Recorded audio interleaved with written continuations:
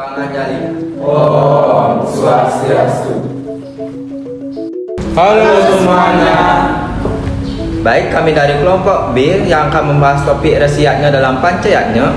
Sebelum kami membahas topik itu, izinkan kami memperkenalkan nama terlebih dahulu. Dari saya, Ikade Angada Mendra, nomor absen 9. Saya Ide Bagus Madeni Paraudayana, nomor absen 19.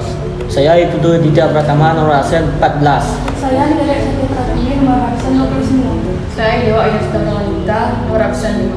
Saya Anak Gubernur Nugraha Utama, nomor absen 2. Saya Nikade Arsitiani, nomor absen 24. Baik, itulah perkenalan dari kelompok kami. Sebelum kami menceritakan pengalaman pribadi kami, alangkah baiknya kita harus mengetahui itu apa pengertian dari rasiat. Nah, jadi rasiatnya itu simpelnya pengertiannya itu menghormati para rasi atau orang-orang suci dan guru yang ada di sekolah maupun di rumah. Nah, mungkin dari teman-teman ada yang mau duluan cerita tentang pengalaman pribadinya yang ada di sekolah atau dengan orang-orang suci yang ada di sekitar rumah kalian? Saya kayaknya ada. Oh iya, dari Gung Reksa. Jadi saya mau cerita sedikit tentang pengalaman saya tentang rasiatnya. Jadi saya mempunyai seorang guru yang bernama Bu Desa. Itu di SD saya. Di SD saya waktu itu gurunya itu terkenal galak sekali, ditakuti banyak orang. Saya pernah dimarahi oleh beliau karena saya salah buat tugas. Semenjak saat itu saya kena mental hancur-hancuran, dan saya perlu mengintrospeksi diri dan memperbaiki mental saya. Dan semenjak 2022, pada saat 2022, saat orang tua saya jualan risol, kebetulan lah guru saya datang ke stand risol saya untuk membeli risol. Saya menyapa guru itu dan saya menawarkan guru tersebut risol saya dan memberikan dia gratis. Dia pun sangat kaget dengan pemberlakuan saya. Semenjak saat itu saya berpikir guru galak itu dia nggak galak sebenarnya, tapi dia itu sayang terhadap kita. Namun dia ingin membentuk mental kita dengan cara marah-marah. Nah, benar sekali. Saya juga punya pengalaman seperti Gung Reksa. Kemarin dari SD kelas 1 memang gurunya memang terkenal galak. Sampai kemarin saya takutlah sekolah sampai diantar sama ibu gitu. Dan ternyata saya saat besar ternyata baru tahu bahwa penyebab guru itu marah itu ternyata sayang dia itu. Mungkin dari teman-teman apa ada pengalaman yang lain di sekolah itu atau di mungkin di Asmita? Saya pengalaman di sekolah tuh sama guru, lebih tepatnya saya menghormati guru itu dengan cara tuh menundukkan kepala dan menyapa mungkin dan menghormati. Hal itu yang mungkin saya lakukan pada saat saya di sekolah. Nah, kan sejak Mungkin saat saya naik ke kelas 6 SD, kamu sudah bisa melakukan hal menyapa dengan guru. Apakah kamu tidak malu menyapa guru? Kan banyak anak muda sekarang yang enggan untuk menyapa guru karena malu gitu. mungkin awal-awalnya itu saya malu. Cuma setelah saya memperlakukan itu, mungkin guru itu kasih saya flashback yang baik, makanya saya berani melakukan hal itu. Jadinya memang baik ya kita menyapa guru agar tidak gimana gitu ya kesannya itu. Mungkin dari teman-teman ada pengalaman yang lain di sekolah? Saya, Dari Aditya apa? ya pengalaman saya tentang guru. Saya pernah masuk BK karena tidak membuat tugas. Karena tidak membuat tugas masuk BK. Kalau tugas apa itu kalau boleh tahu? Bahasa Inggris. Bahasa Inggris. Ya, Kenapa Ditya tidak membuat tugasnya itu? Apakah Ditya lupa gitu untuk membuat tugasnya? ya saya lupa membuat tugasnya karena sibuk bermain game.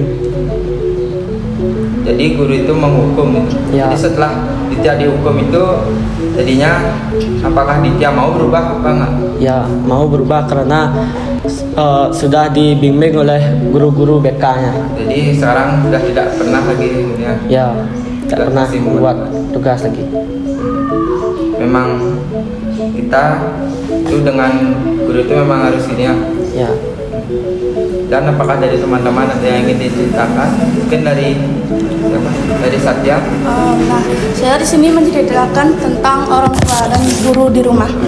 Nah, saya di rumah mempunyai orang tua yang disebut dengan guru Rupake. Nah, beliaulah yang membesarkan dan mendidik saya sampai sekarang. Nah, beliau memberikan saya tugas untuk membanten setiap harinya, dan setiap harinya pun itu saya lakukan kecuali saya lagi halangan. Beliau juga memberikan saya tugas untuk menyapu dan mengepel di rumah sebagai kewajiban saya sebagai anak. Nah, saya sangat bersyukur mempunyai orang tua atau guru Rupake seperti itu yang mengajarkan anaknya untuk membantu dan melaksanakan kewajibannya sebagai anak di rumah. Kita sebagai anak harus patuh kepada orang tua dan tidak membantah perkataan orang tua.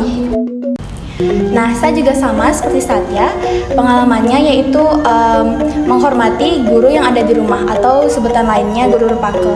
Nah, pada saat orang tua atau nenek kakek saya sedang sakit, saya sendirilah yang membantu beliau dalam menyiapkan makanan, minuman, maupun mengantarkan mereka ke rumah sakit dan juga membersihkan pakaian mereka yang sedang kotor.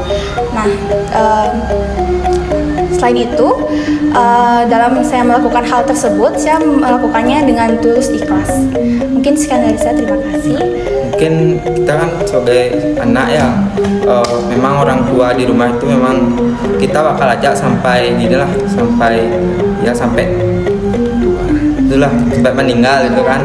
Jadinya kita harus tetap menghormati mereka karena mereka juga melahirkan kita ke dunia ini. Ya, benar kan? Jadinya kan, namun masih banyaklah orang-orang di luar sana yang tidak peduli dengan orang tua mereka. Nah, saya ingin bertanya kepada teman, apa sih pendapat kalian tentang hal itu gitu loh? Mungkin dari Dari. Pendapat saya, seharusnya kita sebagai anak itu tidak boleh melawan orang tua atau membenci, karena itu termasuk durhaka. Dan kita sendiri kan udah dilahirin oleh ibu dan juga dirawat dari kecil sampai kita besar saat ini, dan selalu dicukupi dengan fasilitas yang kita inginkan. Apakah dari Satya mungkin ada? Pendapat saya, kita sebagai anak harus tetap baik dan harus mematuhi perkataan orang tua. Bagaimanapun kita itu dilahirkan oleh orang tua, dirawat semenjak dari hamil, lahir, terus kita sekolah SD, TK, SMP sampai sekarang. Nah, pendapat saya itu kita harus menjaga, mematuhi perintahnya dan tetap hormat kepada orang tua. Ya, harus. Dan selalu menjaga kepercayaan orang tua kita sendiri. Nah, mungkin sekarang dari Gustapa. Dari saya sedikit aja, begini ya. Waktu itu saya ditelepon jam 12 malam sama orang tua saya, dan saya pun kaget, tak kirain kenapa nelpon tuh. Ternyata saya kan di rumah nih punya gini, pendeta atau yang disebut dengan perando. Nah, ternyata perando saya itu masuk rumah sakit dan saya disuruh jagain di ruang ICU. Waktu itu saya gini, pada itu saya lagi asik-asikan sama teman tuh. Nah, mau gimana pun orang tua tuh harus diutamain. Jadi saya ke ICU jam 12 malam. Nah, saya di sana begadang nungguin sampai jam 6 sampai orang tua saya itu ke rumah sakit. Nah, itu aja apa namanya? Itulah pengorbanan saya kepada pendeta atau perando, dan terima kasih. Nah, saya bertanya Gus ya, apakah Gus pernah ngiring pedanda untuk ikut-ikut dalam melakukan ritualnya? Gitu? Kalau ngiring tentang ritual saya itu tidak pernah ya, tapi kalau tentang apa namanya, tentang ngukur gitu tuh, sikut-sikut rumah tuh baru pernah tuh. Kalau saya sih nggak terlalu ya untuk orang suci, paling saya kalau cerita saya palingan cuma jemput bajronya aja lah gitu, tidak terlalu. Nah, itu dia cerita pengalaman pribadi kami tentang resiatnya, dan kami akhiri dengan Pramosanti. Om Santi Santi Santi Om.